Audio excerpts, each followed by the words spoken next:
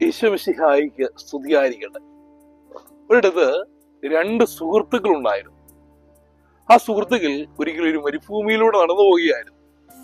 നടന്നു പോകുന്നതിനിടയിൽ അവരിൽ അഭിപ്രായ വ്യത്യാസം ഉണ്ടായി. ഒരാൾ മറ്റൊരാളെ അടിച്ചു.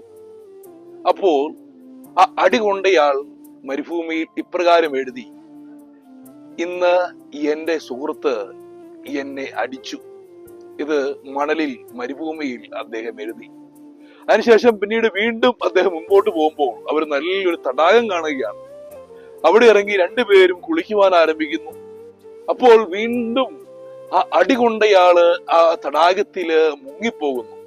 അദ്ദേഹം മരണത്തിന്റെ കൈത്തലേക്ക് താന്നു പോകുമ്പോൾ അടി കൊടുത്തയാള് വീണ്ടും വന്ന് അദ്ദേഹത്തെ രക്ഷിക്കുകയാണ്. അദ്ദേഹം അപ്പോൾ ഒരു കല്ലിൽ പോയി എഴുതി: ഇന്ന് എന്റെ സുഹൃത്ത് എന്റെ ജീവൻ രക്ഷിച്ചു. അപ്പോൾ അടി കൊടുത്തയാളും ജീവൻ രക്ഷിച്ചയാളുമായ സുഹൃത്ത് വന്ന് ഇങ്ങനെ ചോദിച്ചു: ഞാൻ നിന്നെ അടിച്ചപ്പോൾ നീ മണലിൽ എഴുതുകയും നിന്റെ ജീവൻ രക്ഷിച്ചപ്പോൾ നീ കല്ലിൽ എഴുതുകയും ചെയ്തു, അതെന്തുകൊണ്ടാണ്? അപ്പോൾ അദ്ദേഹം പ്രതിവചിച്ചു: എന്നെ ആരെങ്കിലും വിഷമിപ്പിക്കുമ്പോൾ, എന്നെ ദ്രോഹിക്കുമ്പോൾ ഞാൻ അത് മണലിലേ എഴുതുള്ളൂ. കാരണം ക്ഷമയുടെ കാറ്റ് വന്ന് അത് മായ്ച്ചു കളയണം. അതേസമയം ആരെങ്കിലും എനിക്ക് നന്മ ചെയ്യുമ്പോൾ അത് കല്ലിൽ എഴുതണം. അത് യഥാകാലം എല്ലാവരും ഓർക്കണം.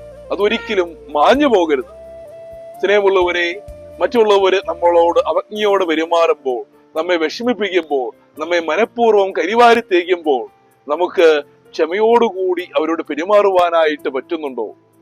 അതോ നമ്മൾ അവരോട് വീണ്ടും പ്രതികാര ചിന്തകൾ വെച്ചുകൊണ്ടിരിക്കുകയാണോ?